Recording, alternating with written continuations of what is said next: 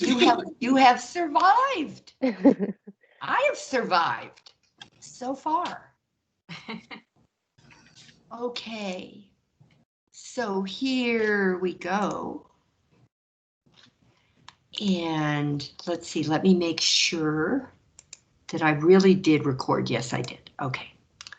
And I'm going to move that, and I'm going to bring that up and move it over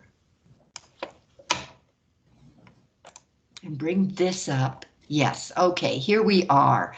Today we start off with transformations. These are 6 of the basic graphs. There are probably an infinite, well, no, there aren't an infinite number. Well, there could be an infinite number of basic graphs. Yes, so let's identify them. This is y equals x. And this is y equals x squared. And this is y equals x to the third. And this is y equals the absolute value of x.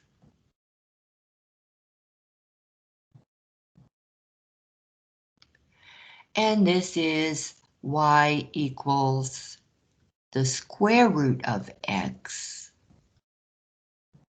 And this is one you may not have seen before, y equals the cube root of x. And there's one we're not going to play with yet, and that is y equals 1 over x, but let's go ahead and graph it.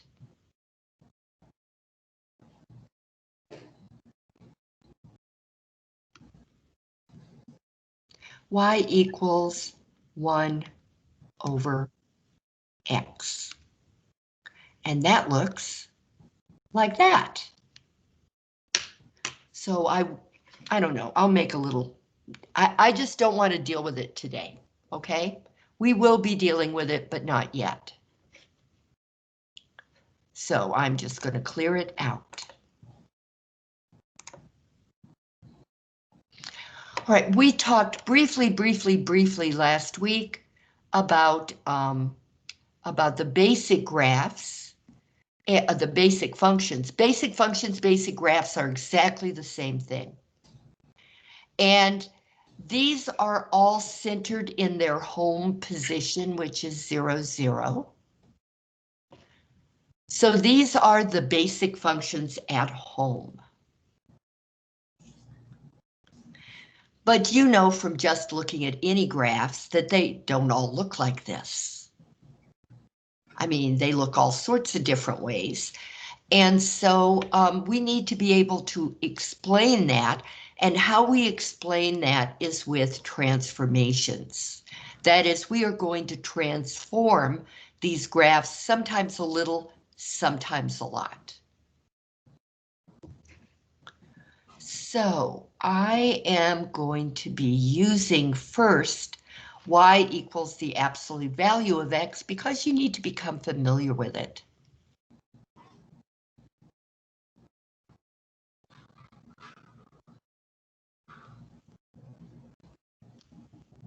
Okay, and to graph it, let's bring back the grapher.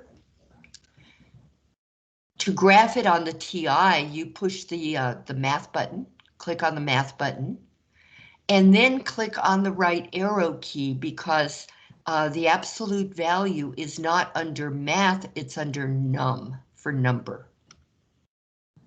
And there's the absolute value. And then on my calculator, this is the way it looks when you get it in the graphing calculator. On others, it looks like this. Oh, I didn't want to do that. Oh, well. It looks like this, y equals abs. X, like that, on the TI. So there are two different versions that are used very commonly. There's this version, which is the latest operating system, and there's this version, which is right before the latest operating system. They have operating systems too. All right, so we are going to start with vertical shifts like we did last week, but now we're getting serious about it. Start with vertical shifts, which are the easiest. Vertical means up and down, and a vertical shift, all it does is it moves these graphs up and down, period. So for instance,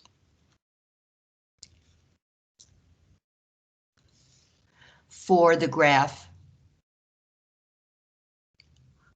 here's a basic graph. Let's make this the basic graph. Let's even make a little table here to try to be organized about this. So I'm going to make a little table with the table headings, the column headings of f of x. And then we're just going to talk about the vertical shift.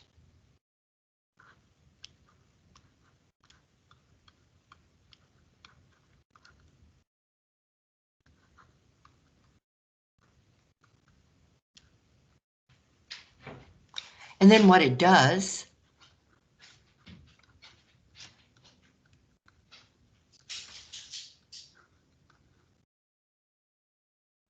and then because I am set to a scale that only goes to -5 and 5 here, and -5 and 5, because it's just more visible when you've got a graph centered at the origin.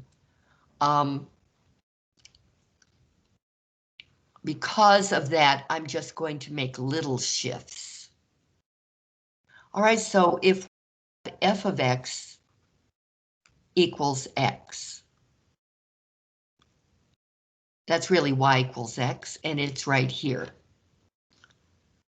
This is y equals x, or f of x equals x.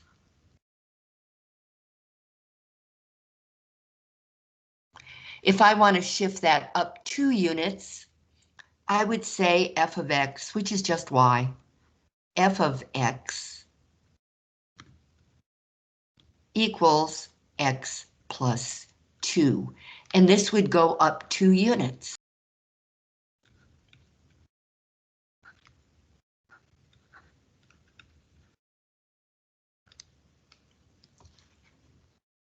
Okay, now f of x equals x squared, what that would look like if I were going to shift it up 2 units.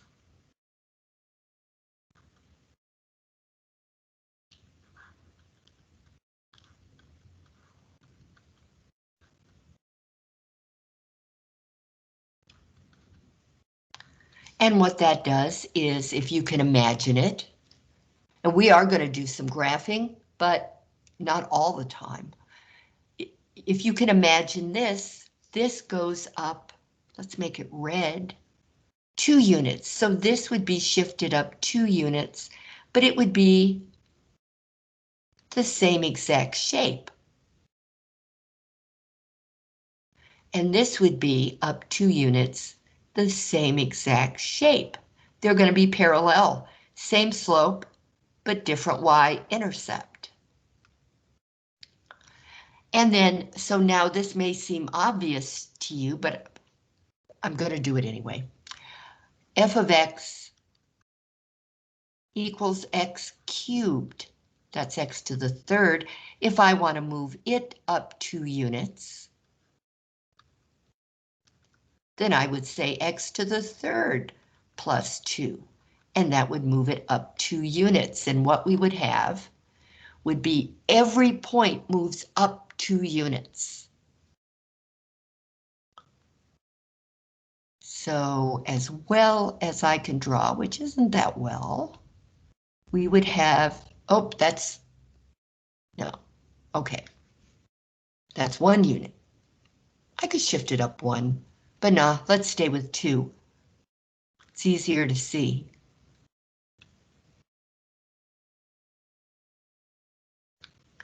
This isn't flat, it's really slanted, but it's close to being flat.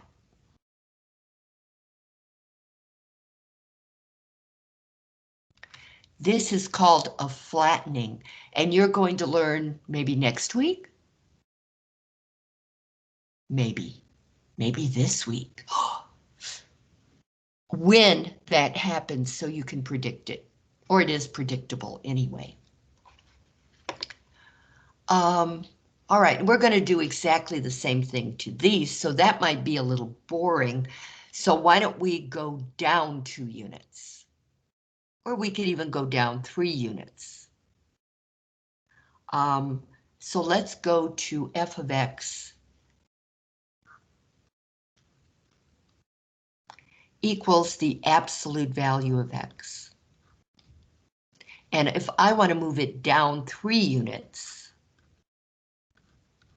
I would write it like this.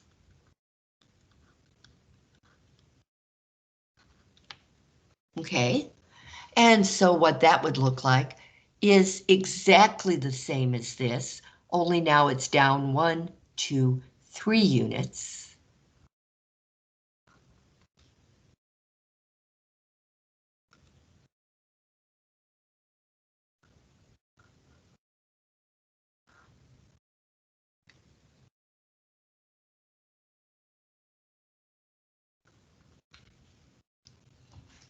Okay, so same exact shape, but just physically moved down 3 units.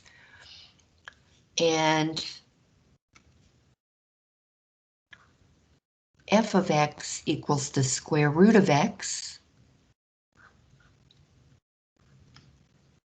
If I want to just make one little change, and that's move it down, okay. Make one little change and move it down 3 units.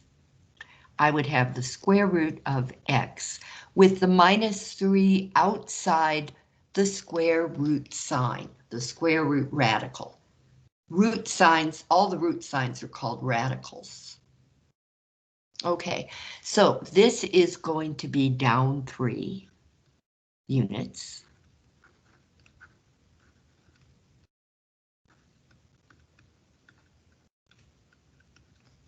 And let's see, we're going to have finally the last one we're working with today. This would be f of x equals the cube root of x. It has an index of 3.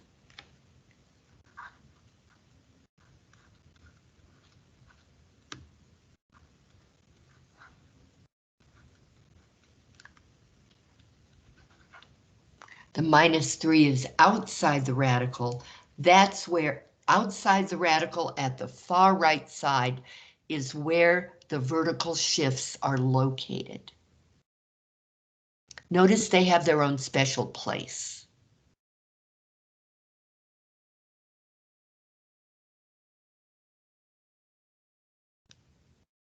Oh.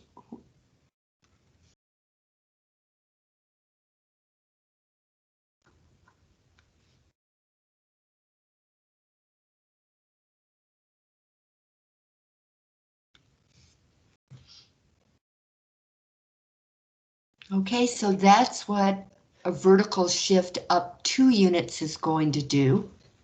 Just move it up. That's all. Very boring. Just move it up. And a vertical shift down just moves it down. Ah! Even the square root.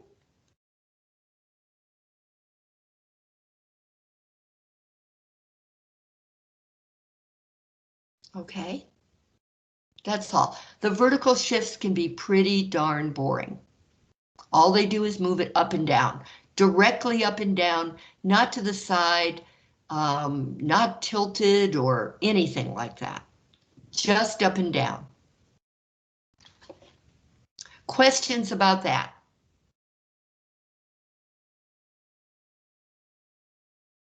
Okay. Now, I'm going to erase them. Otherwise, if I had had more foresight, I would have made a bunch of pages that all look like this, but the inspiration to do this just came right before your class, so you're going to have to depend on the video.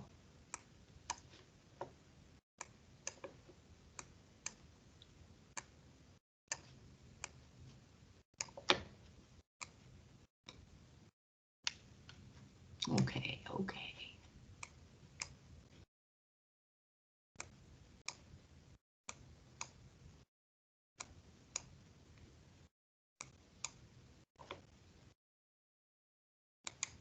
Yeah. All right, let me fix this.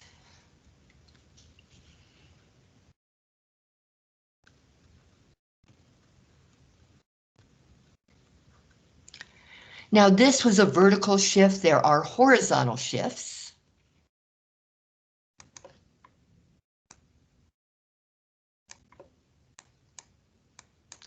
And I'm going to do the same kind of thing. I'm going to shift the first row of shapes. I'm going to shift them to the left 2.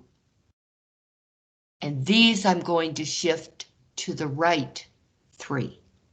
Okay. So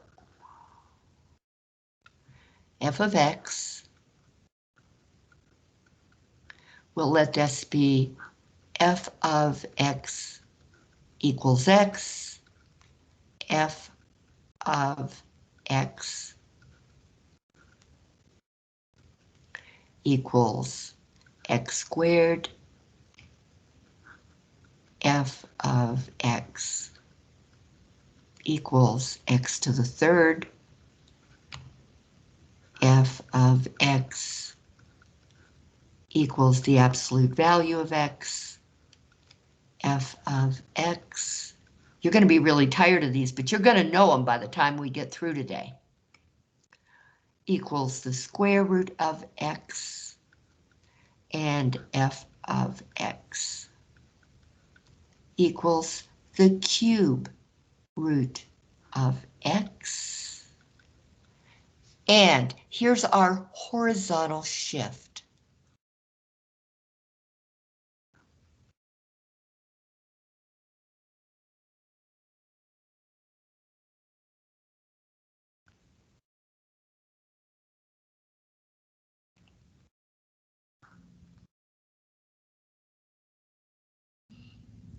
And then what it does.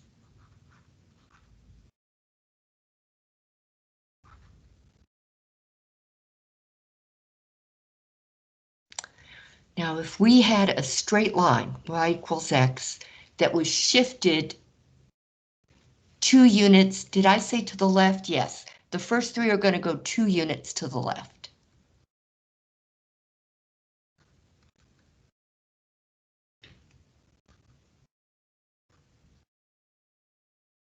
Oh, that's not how I do it. Okay.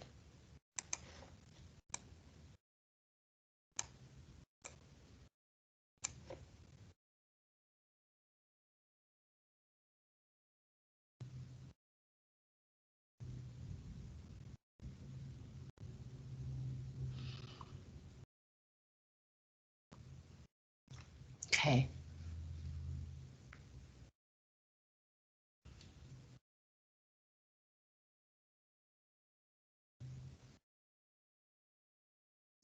Okay. See, it's so much harder for a straight line. You have to work it out ahead of time in your mind. Believe it or not, this is going to be the same as that, so I'm not going to talk about this because that would confuse you. We're going to leave that out. We're going to go to y equals x squared. And we're going to make a horizontal shift of 2 units, 2 units left, 2 units left, 2 units left. And then we're going to go 2 units right.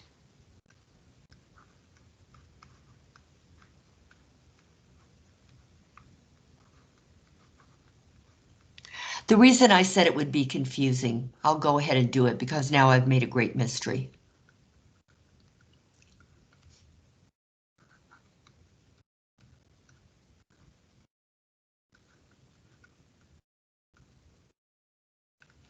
Now this isn't what you'd expect, but if I'm going to shift this line 2 units to the left,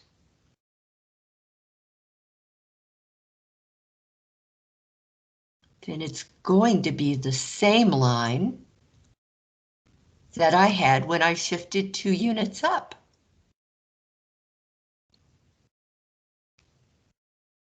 It's one of those weird things with straight lines.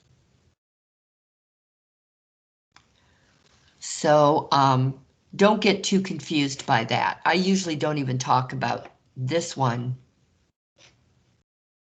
Not a whole lot anyway. But now they're all going to be alike in one way. Watch and see. If I want to shift, now notice the plus first. That's not what you'd expect. If I'm going left, I would expect a negative sign. That's not what you're going to get.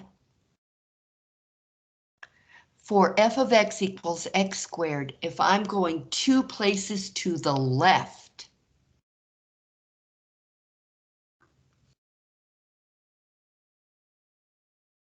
I would write it this way. I'll explain when I get done why it's that way. Look at x squared. Imagine there are parentheses around it. It wouldn't be wrong, you'd get the same graph. The way you write 2 units to the left is like this. Here's your x.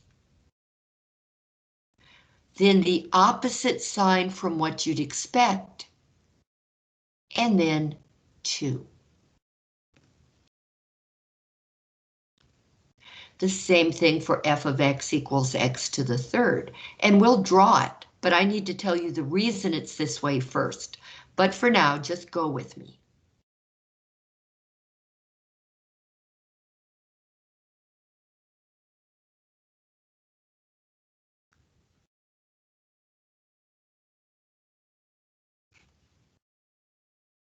Okay, and I bet you can guess what 2 units to the right will be for these. F of x.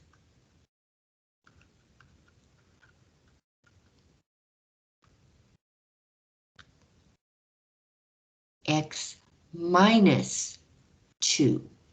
There's a reason it's that way. But like I said, have faith and I'll explain it.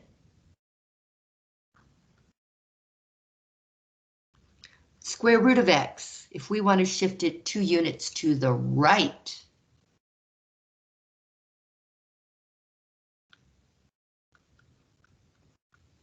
I'd expect it to be plus 2. It is so easy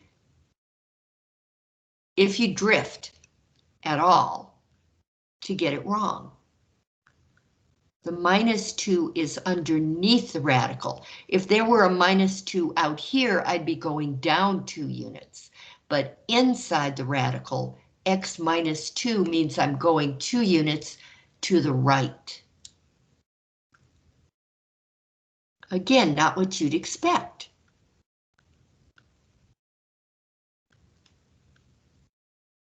The cube root of x minus 2 is 2 units to the right. Okay, here we go.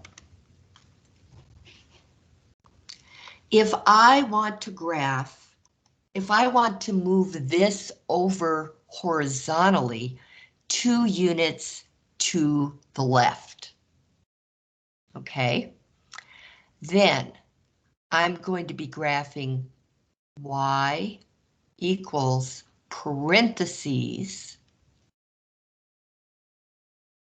x plus 2 squared. And I'll show you in just a minute why. All it does, it doesn't change the shape. It just changes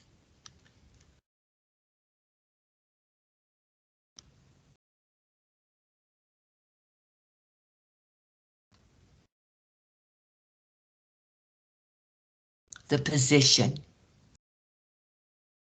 The shifts, the horizontal shift and the vertical shift just change position. They do not change the location. Now I'm going to show you why that's true. You might consider it a little abstract, but just stick with me here. Math is abstract. You can't get away from it. Okay. You know that y equals x squared is centered right here at the origin, 0, 0. If I have y equals x squared, I would get exactly the same graph. And if I had y equals x plus 0, well, you know that x plus 0 is just x. I would get the same graph.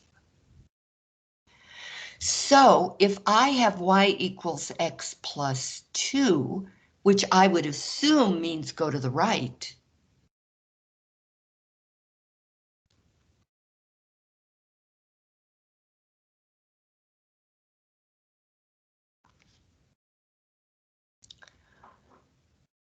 then if I take this x plus 2 out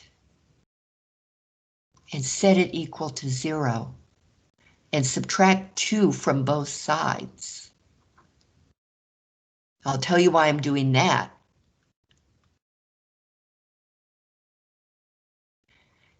This tells you the position of x if I use x plus 2. The location of x is going to be at -2, not at +2. X was at 0 right here. The only way I can get it over here is to say x plus 2, so that if I set x plus 2 equal to 0, I get -2. And if you always do that, you won't go in the wrong direction. So over here, if we have y equals parentheses x plus 3 cubed, then what that does, because x plus 3, if I set x plus 3 equal to 0, and we're going to do this more than once. I mean, with other subjects too, what seem to be other subjects. Okay, we're going to get x equals -3. That's how you know where x is located when you do this shift. So I'm going to go 3 units to the left. 3, it was supposed to be 2. 2.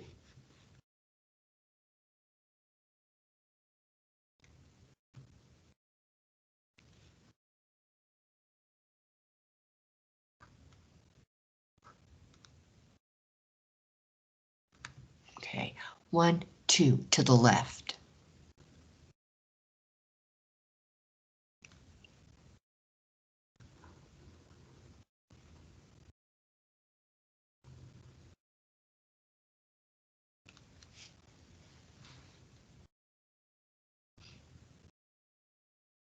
And the same thing is going to be true down here. We're going to go in the other direction. We're going to put a -2 there.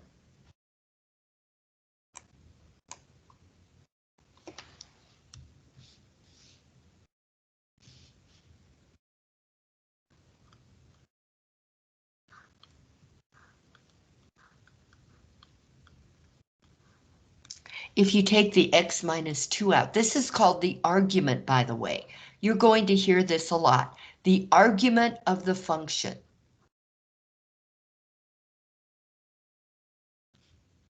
If you take the argument out,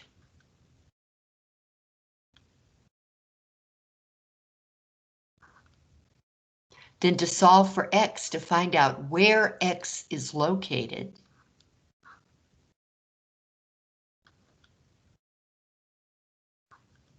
it's at positive 2. So that's why you have to write it this way in what I call the math code, because that's what it is. The only way you can get x to be located at 2, positive 2, is to write a minus 2 up here. So minus 2 means x is going to be located at 2.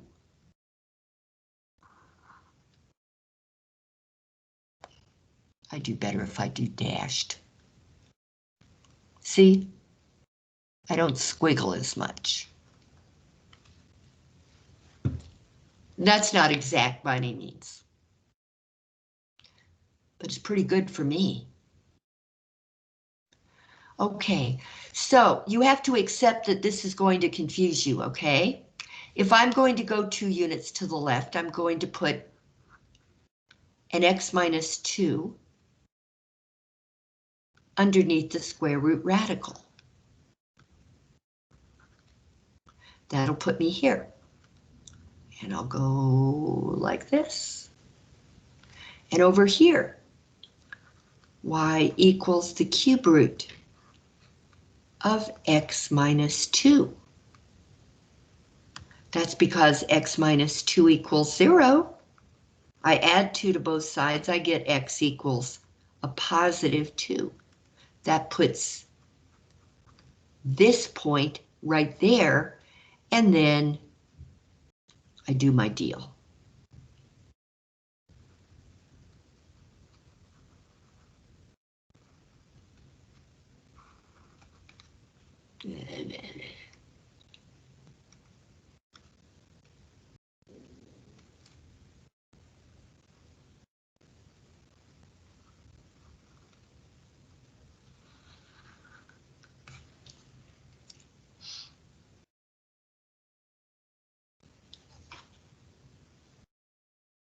So that's the story of the horizontal shift.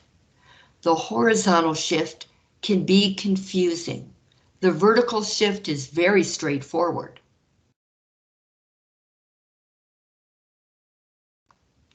If you want to go up 2, you say plus 2. If you want to go to the go down 3, you say minus 3. Everything you would expect.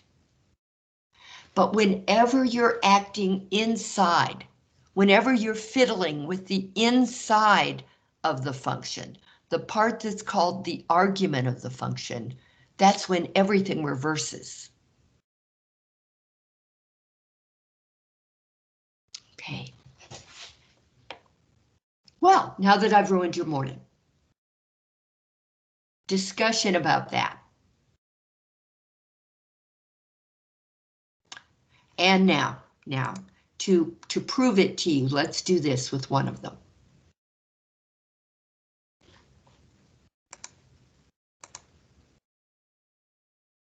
Okay, y equals.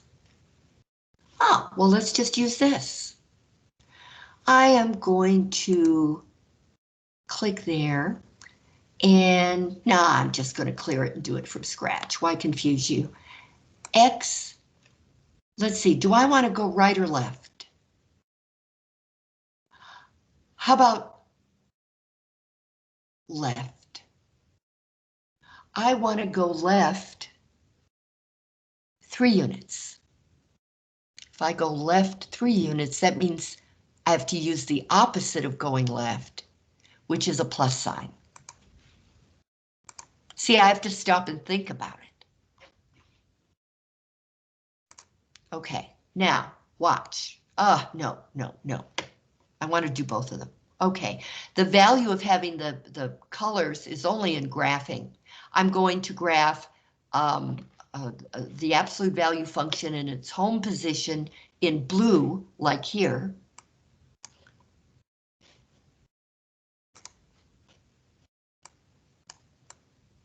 All right, be that way.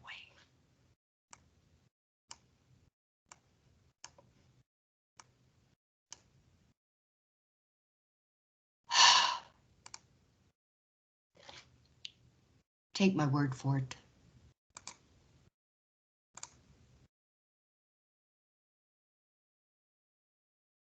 I would do anything to make that go away. All right, well, that was almost anything. Let's move this over here. All right. All right, now, here's the absolute value of X. Math, right arrow key, abs, enter, X. Then go to the outside. Graph. All right, there it is. Now I'm going to move it 3 units to the left. The reason I'm you know, like sticking with 3 and 2 is that I changed my scale just to -5 to 5 and -5 to 5. So I want to still be in that range. Okay, so math, right arrow key, abs. No. Okay. Y equals, I have to go down to y equals 2 when I want to graph 2 functions. All right, now, math, right arrow key, abs, enter. Now I'm going to say X plus 3. And that will put me 3 units to the left. I hope I'm not pointing in the wrong way for you. I'll try not to point. Graph. See, that plus 3 moved me to the left. So it really is true. The horizontal shift goes in the opposite direction from the direction that you think it will go. As if life were not confusing enough. Okay. Now we're going to go on.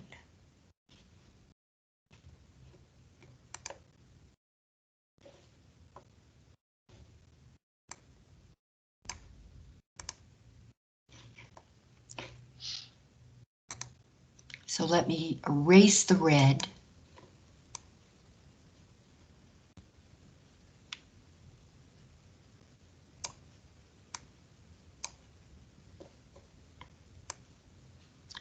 And we are now going to do something fun. I think it's fun, but I have a kind of a perverse sense of humor. We're going to flip all these honeys upside down. Again, we're going to use the math code to do it.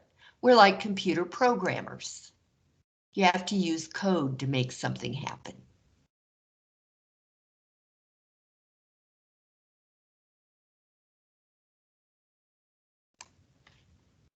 Do you have to memorize the code? Yes, you do. Can you forget it when we're done? No, you can't.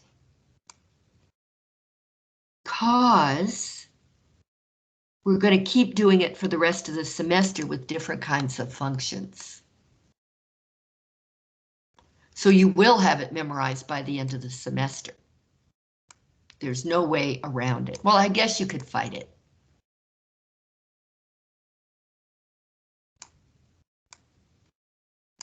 Okay. All right, this is fun.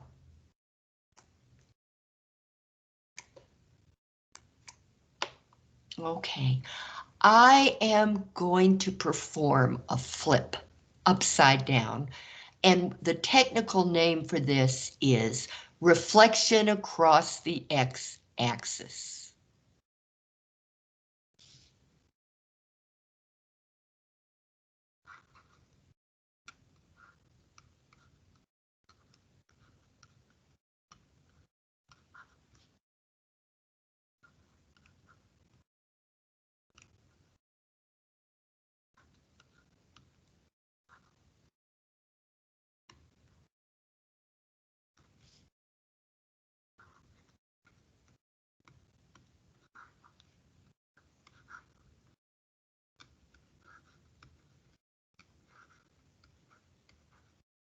All the great mathematicians are turning over in their grave right now. Flip upside down!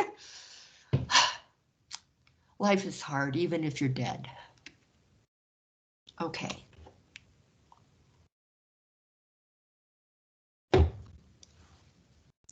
Here we go, right side up. Right side up.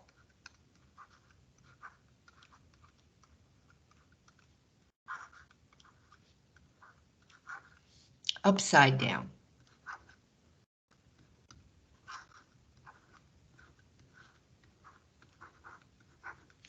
Okay. And so we're going to do all of these 6 functions. F of x equals x, f of x equals x squared, f of x equals x cubed,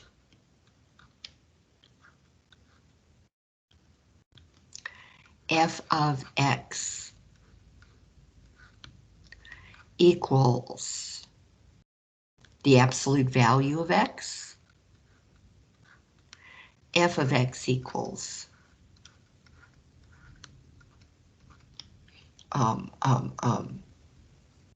the square root of x,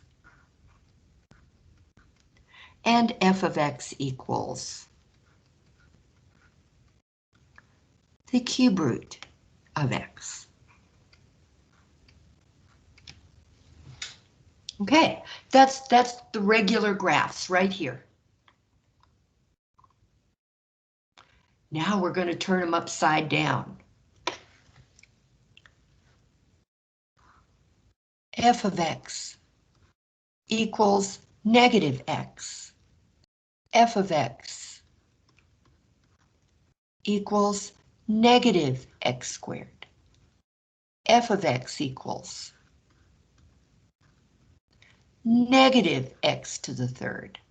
All you do is stick a negative sign in front, that flips it upside down. F of x equals negative the absolute value of x. F of x equals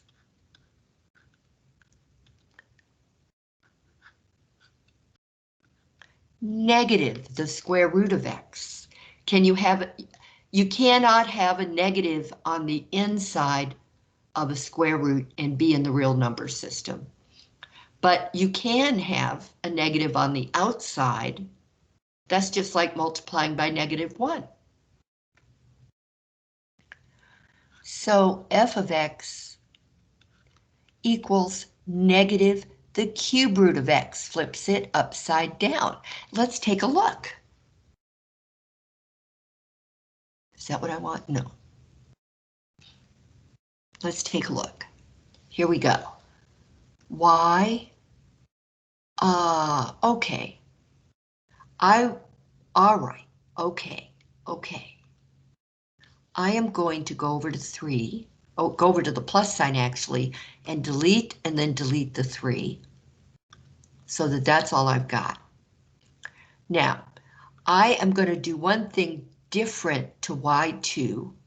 I'm going to use the insert function, or you can just type it over, whatever. Second, let's see, second delete gives me the insert. Oh, except I put it on the wrong place. That's where I want it. Let's see if it'll work. I go to the negative key. Yeah, all right, just forget it. Math. Num abs. X. Go out to the end. There you go. So the blue graph is going to be the absolute value of x, the graph of the absolute value of x, and the red one is going to be the reflection over the x-axis of the absolute value of x. Here we go.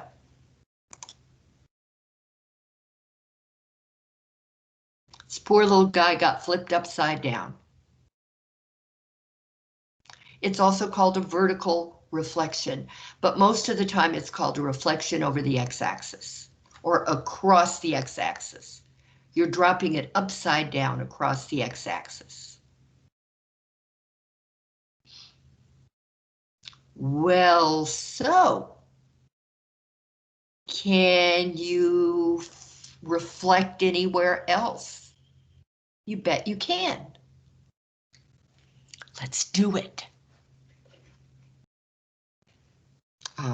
Yeah, we'll come back to this. What about a reflection sideways?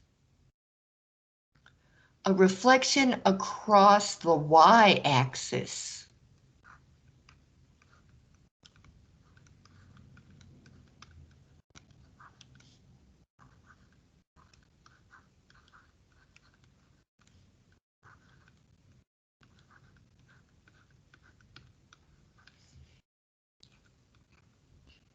Is mirror image sideways or mirror image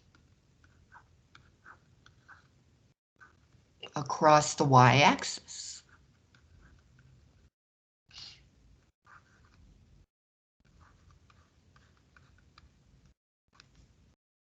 Okay, so let's write our little list here. F of x equals x. F of x equals x squared. F of x equals x cubed. F of x equals the absolute value of x. F of x equals the square root of x. And f of x equals the cube root of x. Now I want to flip this across the y-axis. Okay, so this is the basic function. Basic f of x. Should have given myself one more line. And this is going to be the reflection across the y-axis, the REFL, R-E-F-L, y-axis. Okay, how do we reflect? Well, we would have f of x equals negative x. F of x equals... Now, if I just stick a negative in front of the x square, I flipped it.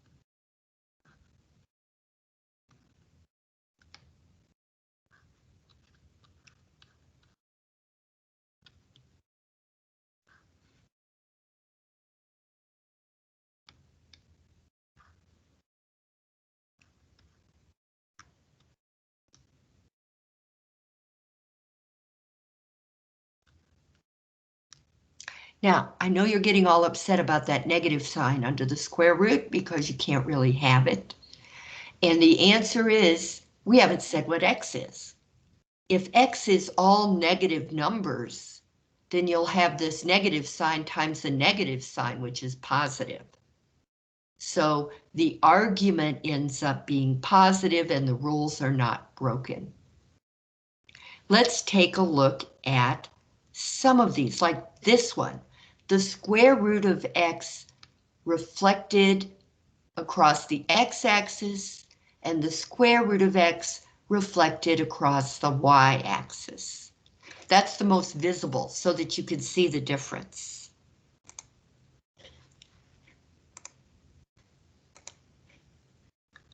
Clear, clear. Okay, so I'm going to graph like this. The square root of x, that'll be the blue graph. And then I'll come down to y2, and I'll say negative the square root of x, that'll be red, and then the square root of negative x, which just feels like you're begging for an error, but patient. Here we go. I'm going to graph all three.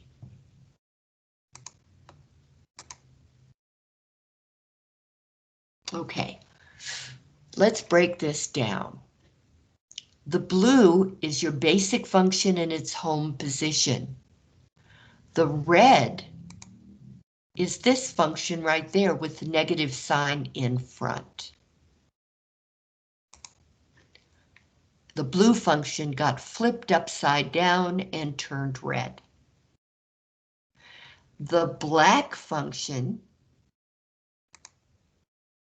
is the square root of negative x, which takes the blue graph and flips it sideways, gives it a mirror image across the y-axis. It's like a sideways flip.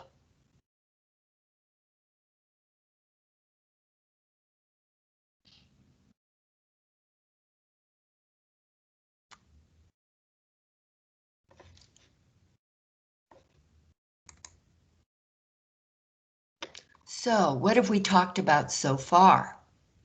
We've talked about vertical shifts up and down. They're straightforward. We've talked about horizontal shifts, which go in the opposite direction from what you'd expect. Also, horizontal shifts are written with the exception of y equals x. But everything else, the horizontal shift is written inside the argument with the opposite sign you'd expect. A plus here means go to the left, a minus here means go to the right, as weird as that seems. And then we got to reflections, a nice straightforward upside down, flip it upside down is just putting a negative sign in front. Whereas a sideways reflection, when you have a sideways reflection, you put the negative sign in the argument.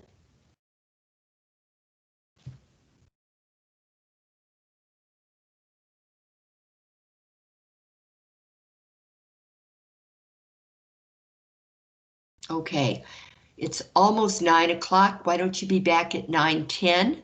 And we're going to continue this. Okay, see you in 10 minutes. I'll be here.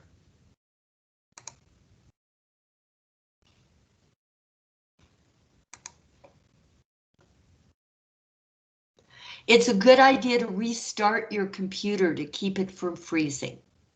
Don't just shut it down, restart.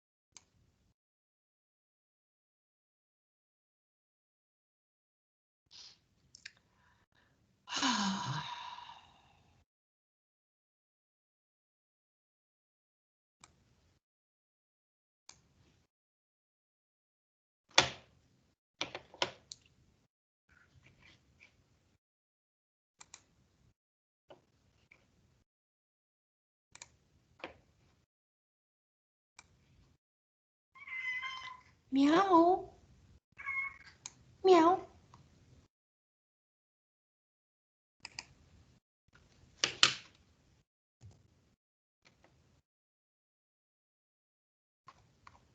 Where did it go? There it is.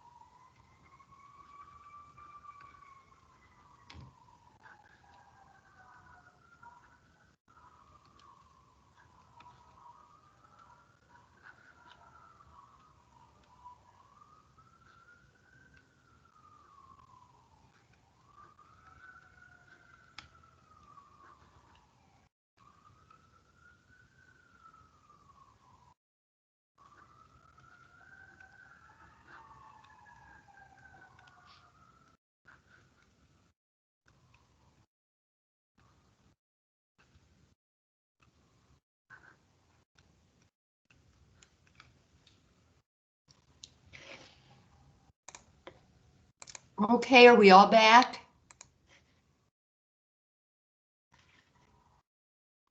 Yes, yes. Yes, I'm back. Yes, yes, music to my ears. Okay.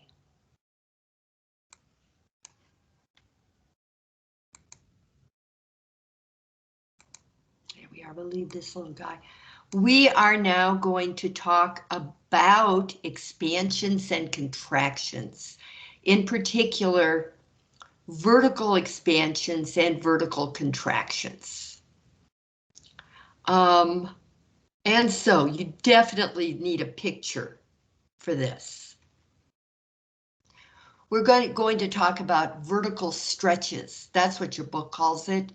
But they're really called vertical expansions. So either way. Just know that when they say vertical stretch or stretches vertically, they're talking about a vertical expansion. And the way you get that is you multiply on the front of the function by a number greater than 1. Has to be greater than, can't be 1.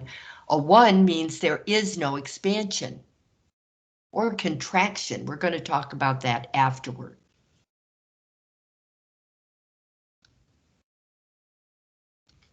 So if you take y equals x and you want to expand it, you pick a number greater than 1. 3 is greater than 1. And that's what I've done all the way down through here. All I've done is put a number greater than 1 in front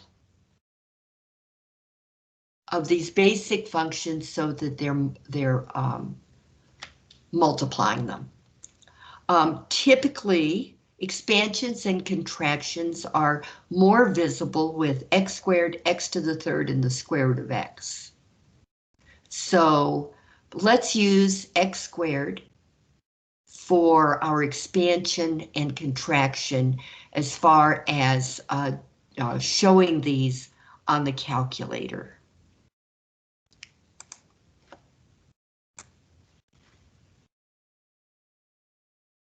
Okay, so I am oh, well, we're already set here, aren't we? At the square root of x. So what I'll do is I'll just come down and I'm going to put a 3 in front of the square root of x. 3. I don't know what I put down here, but I'm going to put a 3 because it's a number greater than 1. And then I'm just going to get rid of that. Actually, we'll contract. To contract, to vertically contract, and you'll see what this means, to vertically shrink a function, what you do is you put a positive number in front that is between 0 and 1. So that's a proper fraction, a positive proper fraction or decimal. It has to be less than 1 but greater than 0. So 0.3 would be perfect.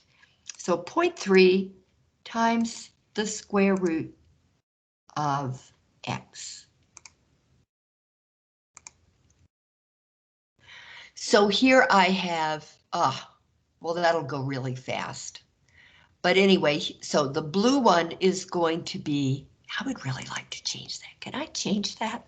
I know I can, but I think I have to do it somewhere else. So I won't. I mean, it would be cool if it were green, wouldn't it? Well, I could delete this. I could clear that and come down to green. I just want green. Okay, so green is going to be 0.3 times the square root of x. Okay, there we are. Now, the blue graph is going to be the basic function. The red graph is going to be 3 times the square root of x, which is an expansion. What do they call that? Stretch, a vertical stretch. And the green one is going to be the vertical contraction, and they call that a vertical shrink. Okay, and you will see how they're different. I'll probably decide to just show these two, but let's see what it looks like together. Graph. Okay, that's not too bad. The blue graph is your basic function, okay? The basic y equals the square root of x. Now here we've expanded it, which means what actually happens is you multiply all the y coordinates of all the points by that 3 in front. Right there. So that it gets higher.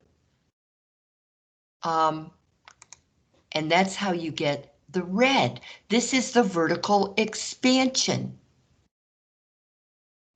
This is the vertical contraction, the shrink. We multiplied all the y coordinates by that 0.3, which is 3/10, which is a number between 0 and 1. We multiplied all the y coordinates of all the points by 0.3, and that made them lower.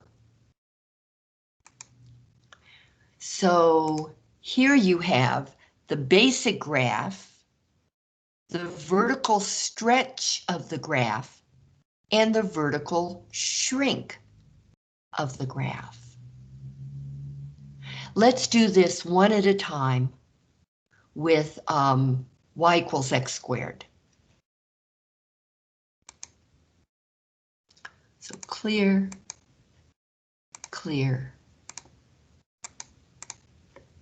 clear. And then I go back up.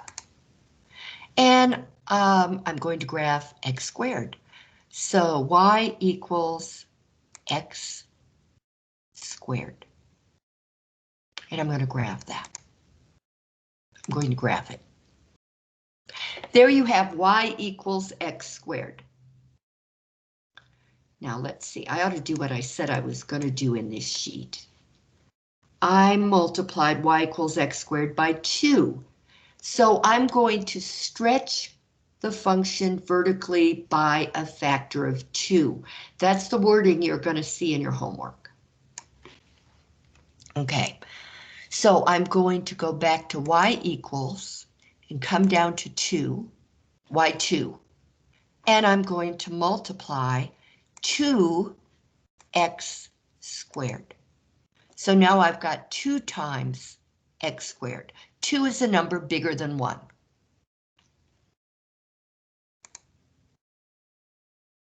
See, all the y coordinates have been multiplied by the 2, so they're higher. They're higher, they're twice as high as they were. And that causes the height of the graph to expand, even though it looks like a contraction because it's narrower. But it's higher, and that's what the expansion means. That's what the stretch means. If you can imagine somebody pulling up on the graph, that would make it skinnier. So this is a vertical, what do they call it? I can never remember what they call it. The vertical stretch. Okay, now we're going to shrink it. We're going to take this blue graph and we're going to vertically shrink it, which means we're going to make it lower.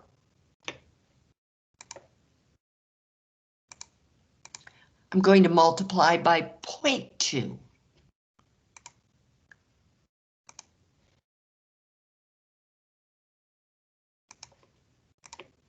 0.2 times x squared. And there it is. The graph has gone, like for a particular x, like if x equals 2, on the basic graph, your y coordinate would be up here. But on the shrunk graph, this y coordinate is down here, so it's lower. If we go to 1, you've got when you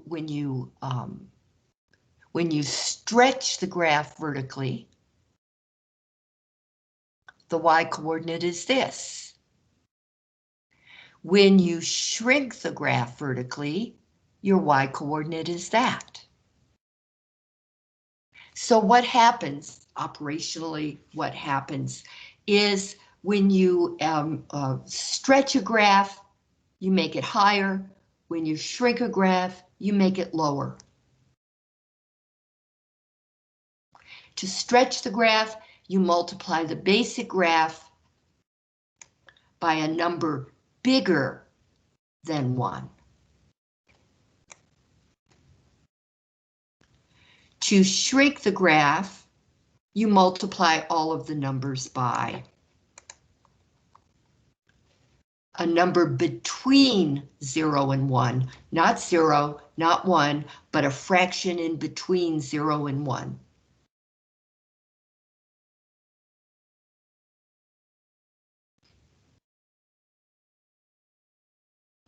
Now, finally, we're going to get to horizontal stretches and shrinks.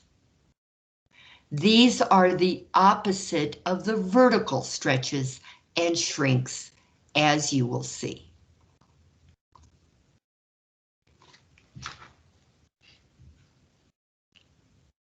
So, a horizontal stretch. Well, horizontal expansion.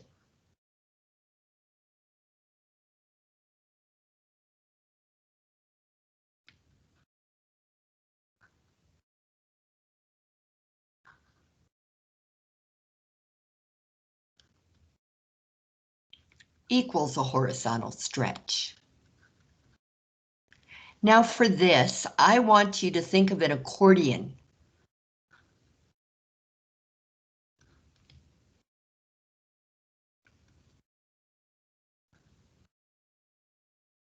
See, stretch, TCH. Is that right? No, the T's not there. I have never been good at spelling. Okay. Is that right? No, there is a T there.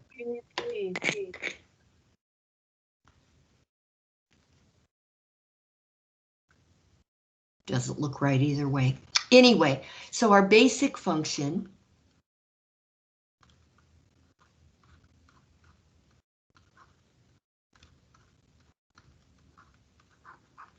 I'm going to stop writing y equals x because it's just too simple and it doesn't give a good explanation of this.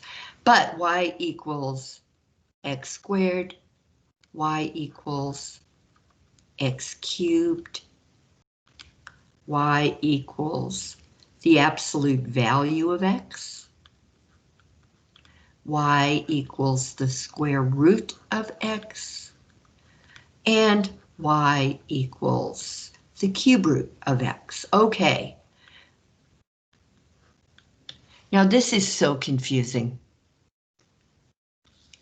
Horizontal stretch.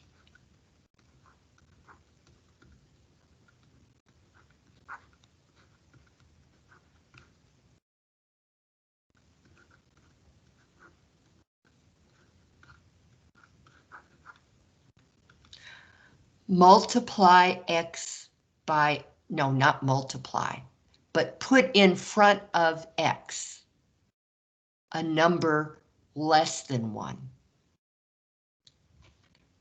Between 0 and 1. Now remember up here to do a vertical stretch, you had to put a number greater than 1. And now we're saying to do a horizontal stretch, you multiply, yeah, it looks like you're multiplying the x. You put in front of the x.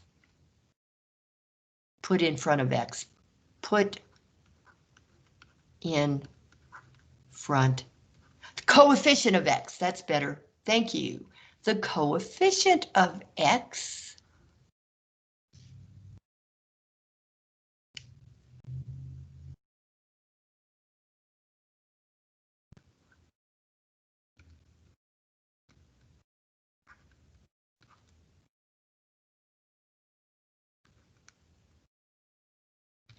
is a number, I'm not going to use y equals x anyway, is a number between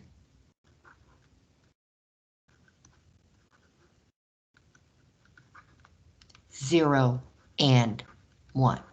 In other words, it's a fraction. So to stretch horizontally, we do the opposite of what we do to stretch vertically. Here,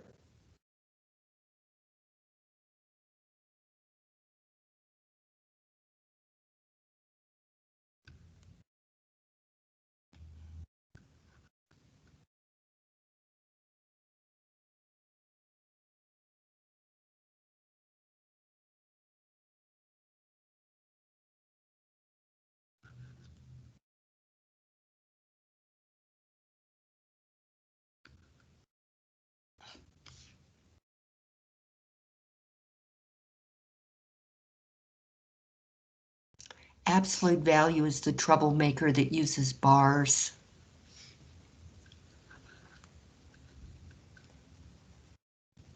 You can use a fraction if you want to. Just want to assure you it's positive, as long as it's less than 1 and greater than 0.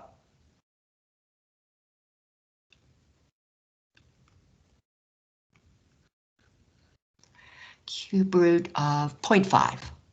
That's 1/2. 0.5 x. All of these will actually stretch horizontally, like when you pull a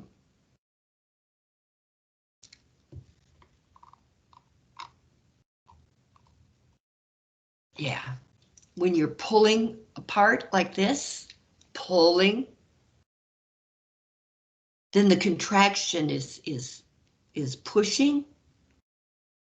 All right, you're going to actually expand this, and so I'm going to prove it to you.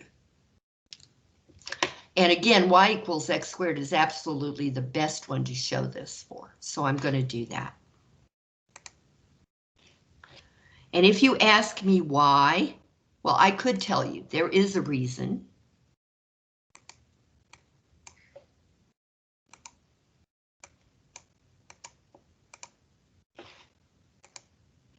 Don't do that to me. Come on, be nice. It's rarely nice. Okay, this was, the red was our expansion, and this was our contraction when we were moving vertically. But now we're going to go in the opposite direction.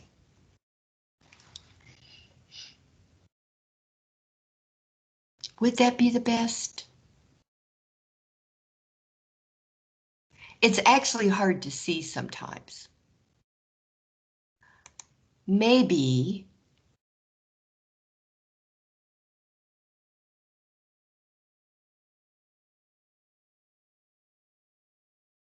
yeah, let's stick with it.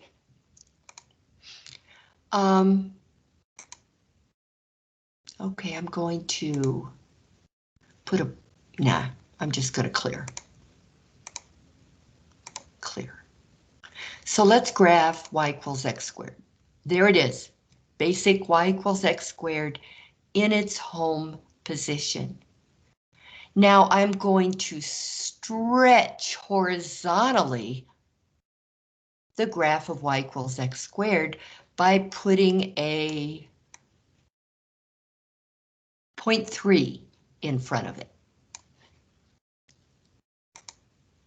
Okay, I move down here. Parentheses, 0.3 x, close parentheses, squared.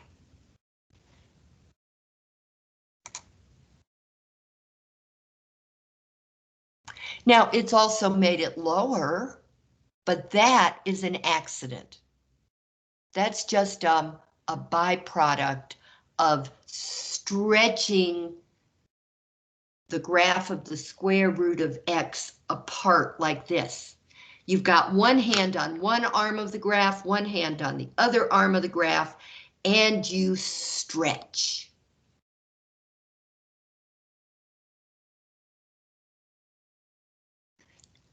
The reason, if you're interested, is that this is actually going to divide the x, the numbers, the x coordinates. When you divide by a fraction, you actually increase the size of the number. Maybe we'll do that later if there's time. And you'll see. But try it yourself. Oh, what the heck. Let's take a number. How about 10?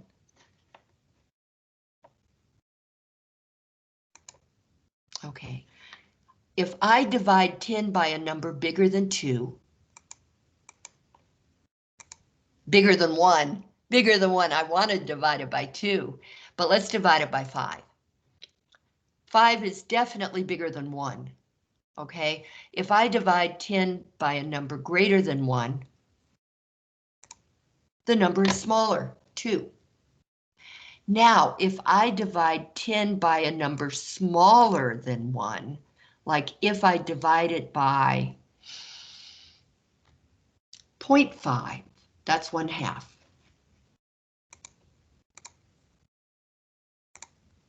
I get a number bigger than 10. So if I divide all of my x coordinates, which is what happens here, I divide all my x coordinates by a fraction, like here I would divide an x coordinate by 2/3. When you divide by a number smaller than 1 by a fraction or a decimal smaller than 1 but bigger than 0, you get a much bigger number. As weird as that is. So now to do a horizontal stretch,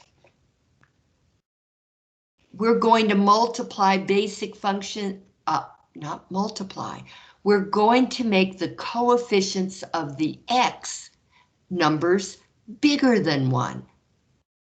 You actually stretch out horizontally if the coefficient of the x is a number smaller than 1. We now are going to make the coefficient bigger than 1, and what it's going to do is smush the graph together, and that's called a horizontal shrink. You're shrinking it closer together. Okay, so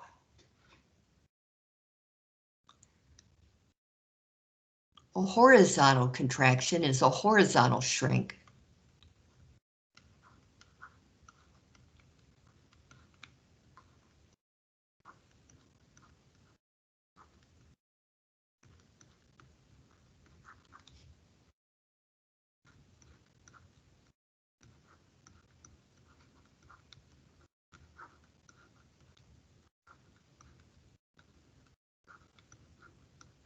And to get it, we take our basic function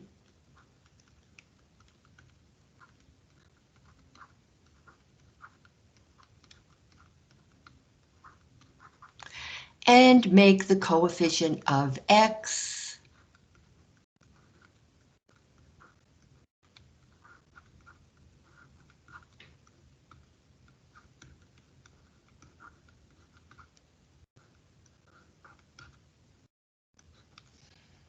be a number bigger than 1.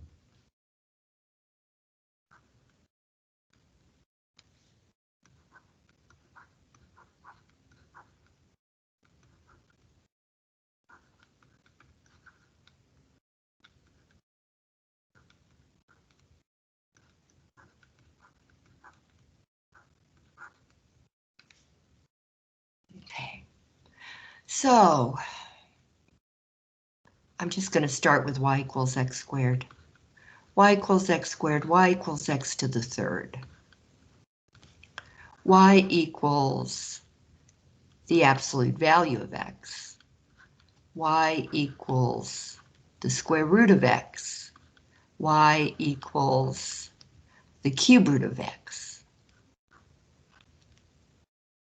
And over here now, we're going to make the coefficients of x numbers bigger than 1. 5x squared in parentheses. 2x cubed. I didn't. Yes. Not, never mind. Your What? screen was a little blurry, but I can see it now. I'm sorry, I didn't understand. Oh, I said your screen was a little blurry, but I can see it now. Okay, okay, great. Thank you for telling me.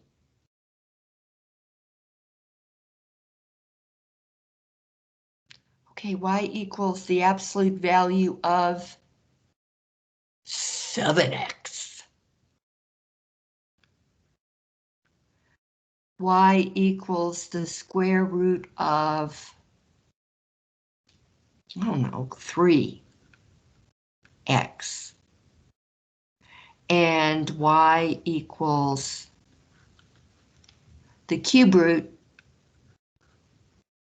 of 6x.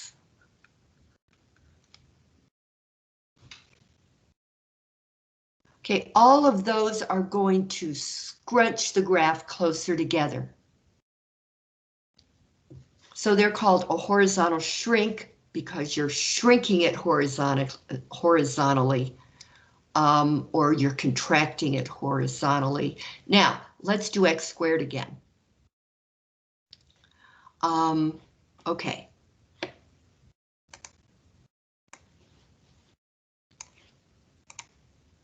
I'll have y equals x squared, which is the basic function.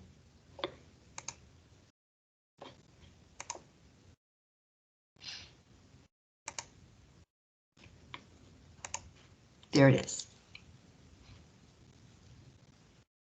Okay, now.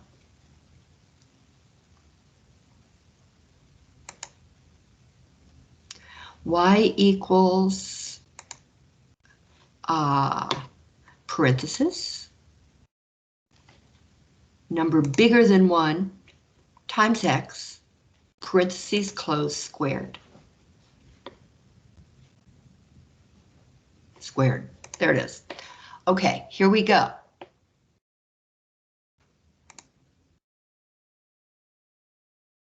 This graph has been totally scrunched together. That is, the x coordinates have been made closer together so that that kind of scrunch happens. Let's see what the square root of x would look like.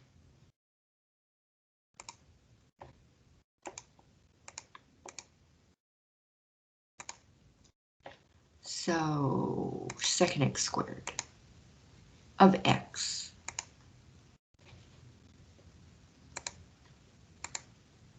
There it is. Now, what would happen if we scrunched it? Down, square root. What did I put? 2x, no, 5x. No, 3x, square root of 3x.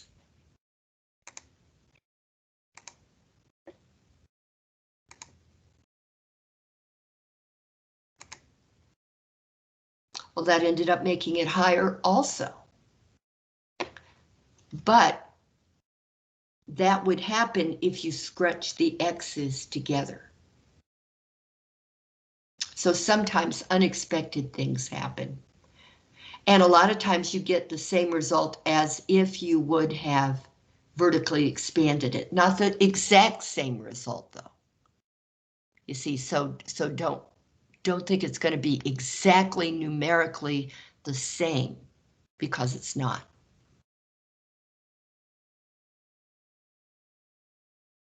Okay, so now, finally, now that you're experts and you know everything, we are going to go to my math lab and work on some of your homework. Yes. Are we? Yes. if we know what's good for us. I really didn't think we'd be spending this much time. Oh, we don't go there anymore, do we? Okay.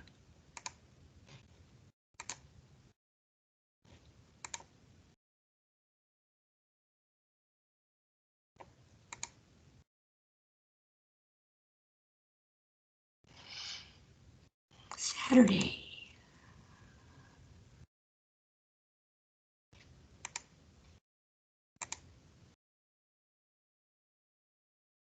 Hello. There. I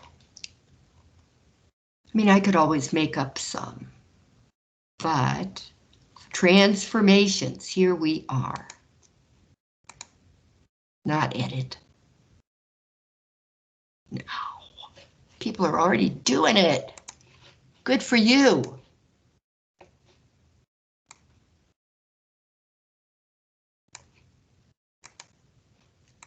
Teachers have to use preview. I keep forgetting.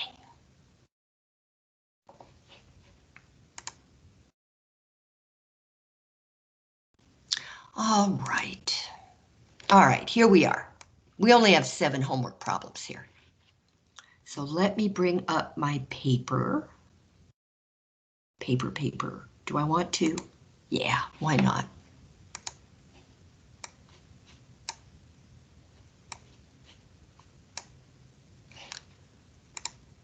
All right. Describe how the graph of the function g of x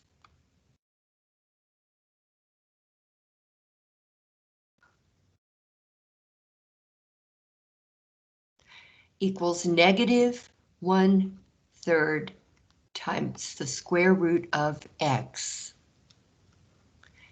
can be obtained from its basic graph.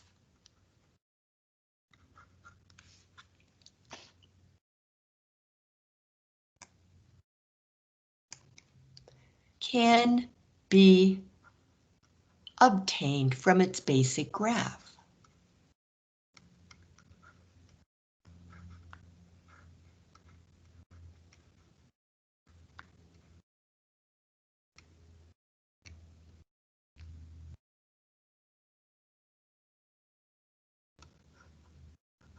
We're going to talk about each part of this.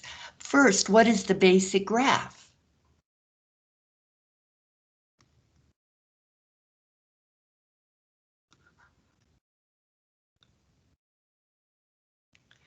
The basic graph is the square root of x.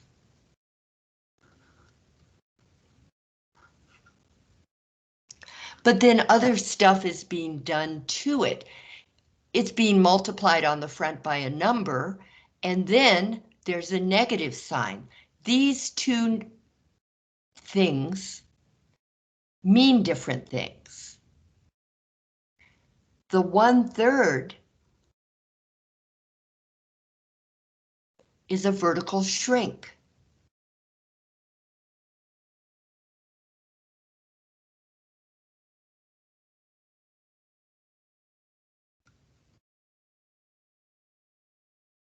The negative sign is a reflection across the x-axis.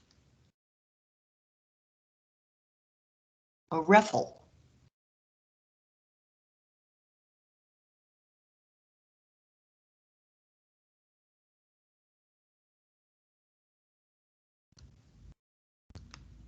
So we're going to put those changes together here. Start with the graph of f of x equals the square root of x. Then, by multiplying each by, now you really have to have a hint about what they're looking for here. These are drop-down boxes. Is this big enough for you to see? Make it a little bigger there. Yeah, I'm going to have to see what they're looking for. I start with the basic graph, then I stretch horizontally, I stretch it horizontally, I stretch it vertically, I shrink it vertically, I shrink it horizontally. You have these choices. Well, that 1/3 is going to shrink it. By multiplying each, now the numbers out here are either a vertical stretch or a vertical shrink. They're always going to multiply the y coordinates because the y coordinates tell you how high or how low you go. So I get to choose X or Y, I'm going to choose Y. If it's a vertical stretch or shrink, it's going to affect the Y coordinates. Okay, and I am going to multiply each Y coordinate by, and I have to type in 1/3.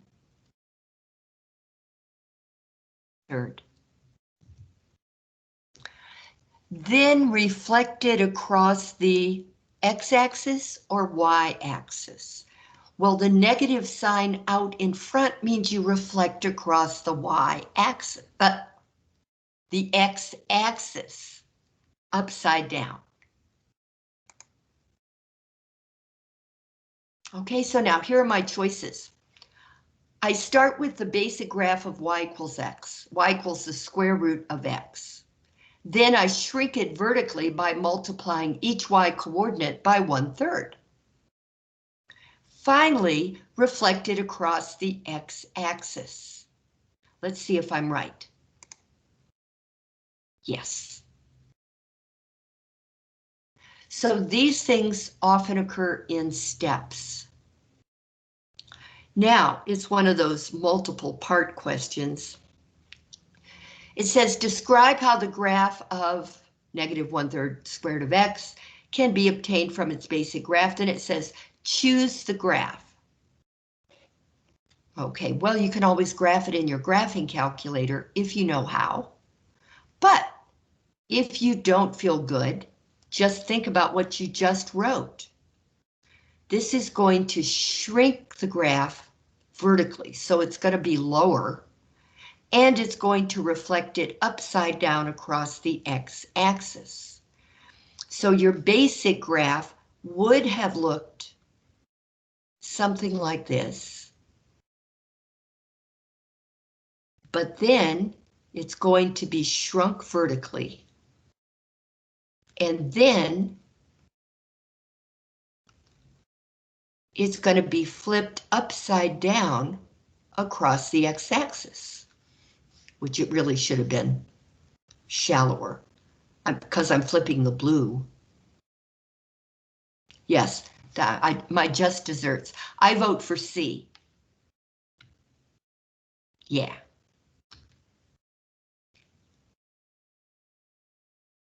And now we move on to the next problem. And here it is. I'll write this.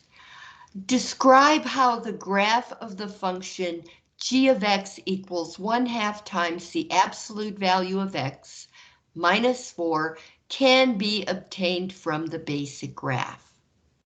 Okay. Right now, this may feel impossible, but if you put all of these different possible transformations on cards and keep them by you when you're doing your homework, this will become easier. Also, as you get wrong answers, I found that worked for me. When I was a student, getting a wrong answer and figuring out what I did wrong was the very best way to learn. But I hated it. Okay, here's the function 1/2 times the absolute value of x minus 4. Okay, well, the basic function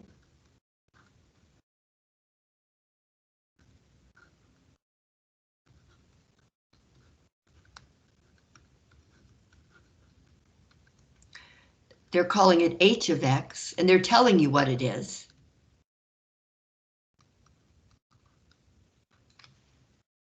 Okay, is the absolute value of x. Now, this 1/2 in front of it is a vertical shrink.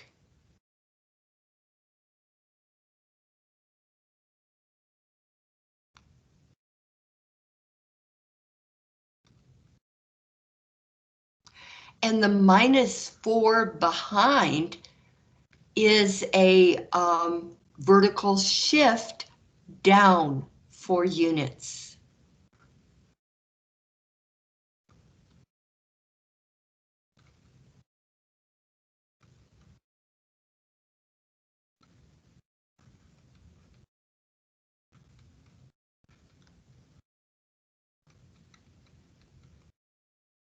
Okay, so here we go. Start with the graph of h of x equals the absolute value of x, then do something. So I have to see what their choices are. Stretch or shrink. A fraction in front is a definite shrink. Shrink it vertically by a factor of 1/2. That is the shrink. And the most common wording you see is shrink by a factor of or stretch by a factor of.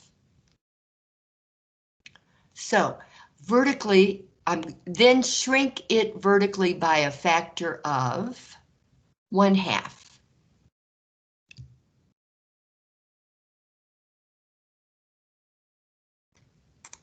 Finally, shift it down 4 units. You have the choices up 4, down 1/2, down 4, up 1/2.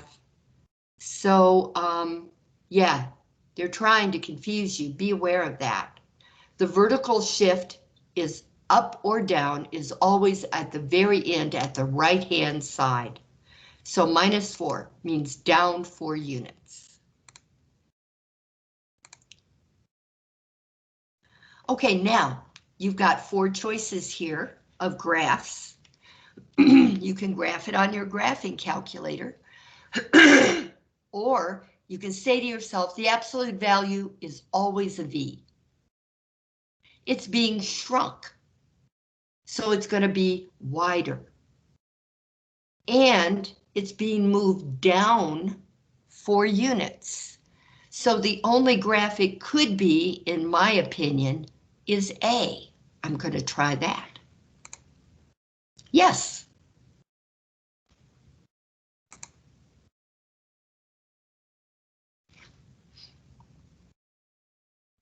Okay, now.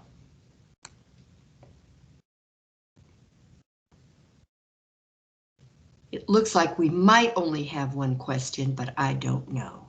They're very tricky, you know. All right, now this one. This is number 3 in your homework. This was number 2. G of x equals 1/2 times the absolute value of x minus 4. That was number 2. And number 1 was the negative 1/3 square root of x. Notice that the negative and the number in front are 2 entirely different things. So you don't want to fall for that old trick. You don't want to say that, yeah, it's a shrink by a factor of negative 1/3. That is wrong, wrong, wrong. This positive 1/3 is the vertical shrink. The negative sign means a reflection across the x-axis.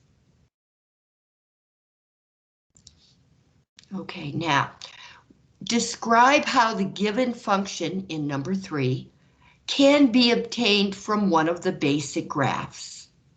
Then graph the function. Ugh. Okay. G of x. Here's what you see. Equals negative parentheses x minus 11 cubed. Okay. The basic graph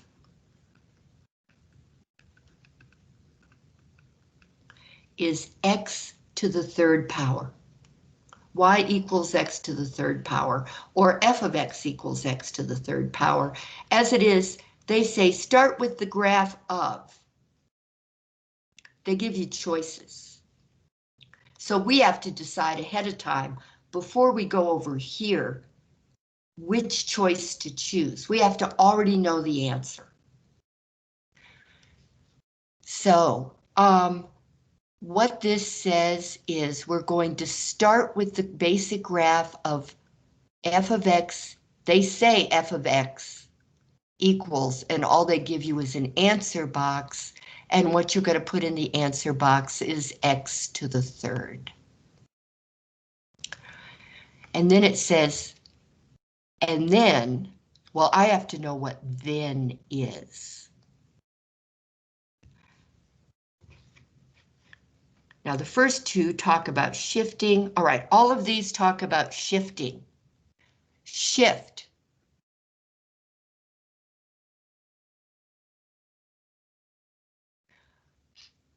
A number added or subtracted in the parentheses is always going to be a horizontal shift, and it will be in the opposite direction of this sign.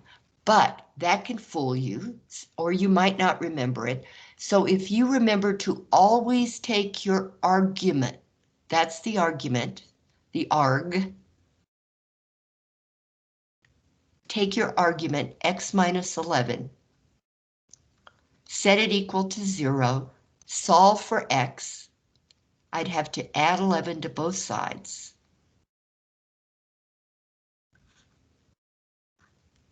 This is x equals positive 11. Positive, so you could even put a plus sign in there. X equals positive 11. That's where x is going to be located after you have shifted. So that's positive. So you're going to shift right 11 units.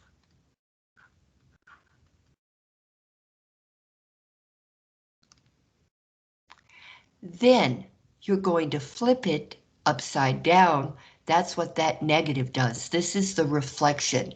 Then you're going to reflect across. Miss Marco, Yes. would we shift it to the right before we flip it? It depends on which book you use, but it doesn't matter. So you want to go in their order. What they say is start with the graph of f of x equals x to the third, shift 11 units, and then it says, oh, it doesn't even say direction, but you know. Shift 11 units and then reflect it across the y-axis? No, that's your first choice though. Start with the graph of f of x equals x to the third, shift it left. Did this say shift it right? Oh, it said shift it left. Shift left 11 units and then reflect across the y-axis. Totally wrong in both, because this is going to be shifting right, and then we're going to reflect it across the x-axis. So they give you different scenarios. You have to read the whole thing and decide which is the correct scenario. Okay. And it ends up that shift it right 11 units and then reflect across the x-axis. That's going to be the one you want. Was somebody else going to say something?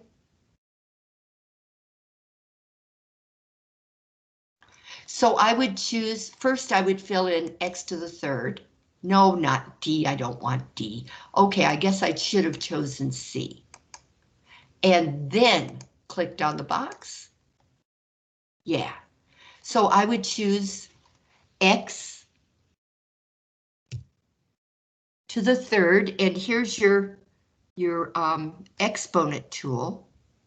So I'll click there and put 3. Shift it right 11 units, and then reflect it across the x-axis. So I'm going to check my answer, and yes.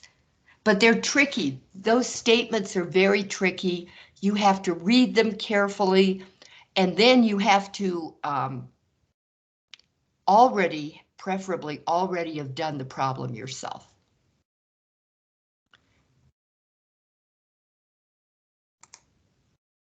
You have not completed it. Oh, I have to graph it. Isn't this going to be a joy? Okay. There's the graph. I'm going to click to enlarge the graph. I'm going to read the yellow dealie right here. It says choose a tool in the palette. Okay, well this is x to the third, so it looks like that. You've got a picture of it in the notes. Okay, so there's that.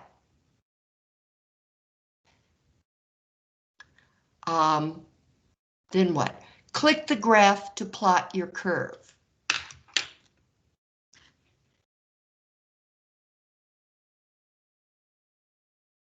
Okay, I'm going to move to 11.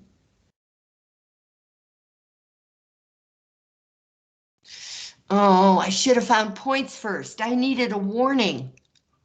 Okay, I should have found points first. Let's find some easy points.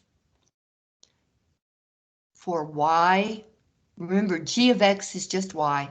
Y equals negative x minus 11 cubed. Well, this is what I know. Oh, man. If x is 11, y is going to be 0. Equals. And if y is 0, no, let's just do this. Let's say, what if x is 10? What if x is 9?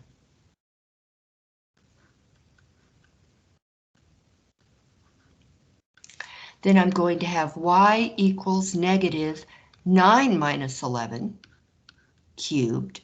That'll be y equals negative 9 minus 11 is 2 cubed. 2 cubed is 2 times 2 times 2, which is 8. So y equals negative 8. Okay, so y is going to equal negative 8. Let's see if I'm right, or how many points they're going to make me graph. Better.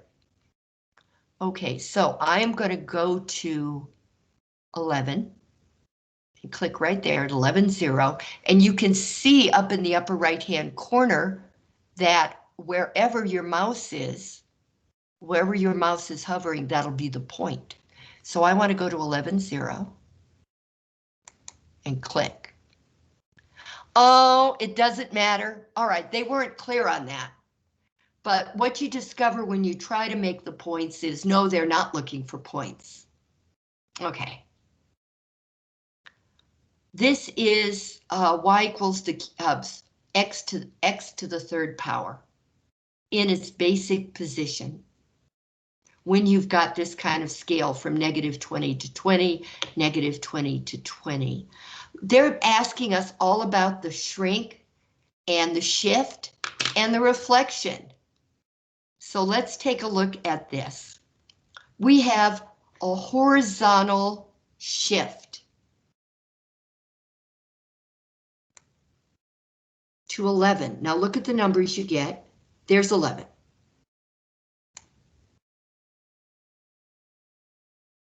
Okay, and we have a reflection across the x-axis. Now there are no other transformations here. You've only got a horizontal shift and a reflection across the x-axis, and that's all I marked. I left everything else the way it was. So I'm going to save and check my answer and hold my breath. Yeah. All right, so that's what they're going to be looking for here.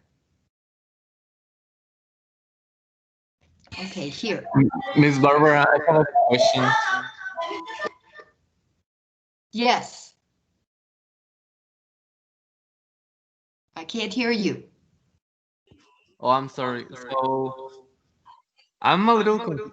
It's not about the topic, but it's about the homework because I already did this one.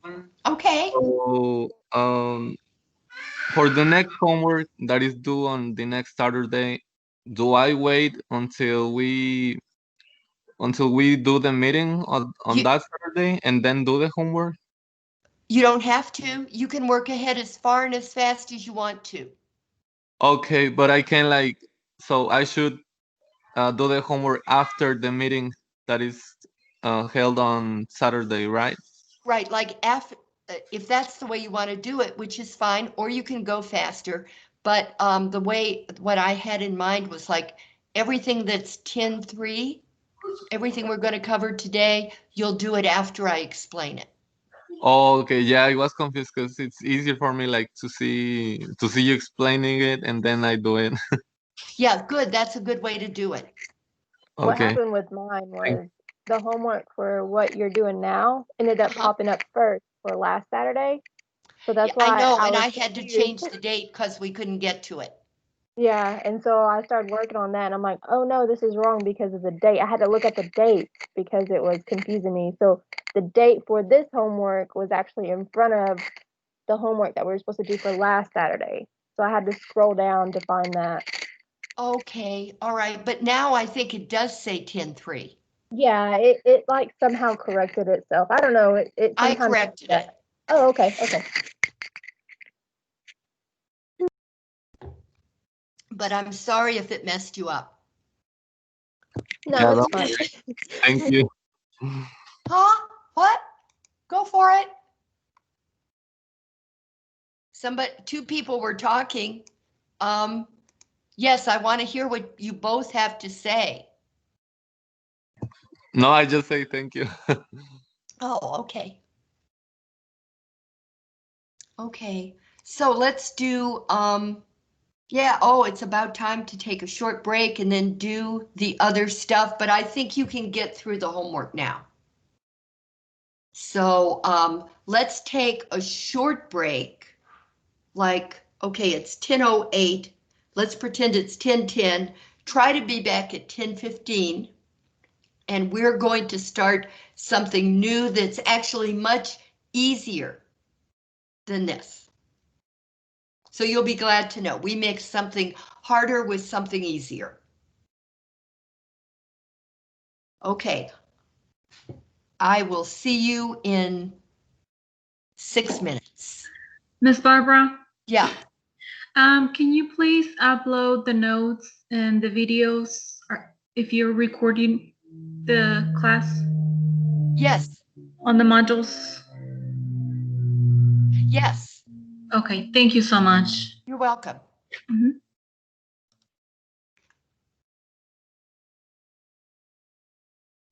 Okay, so here's this.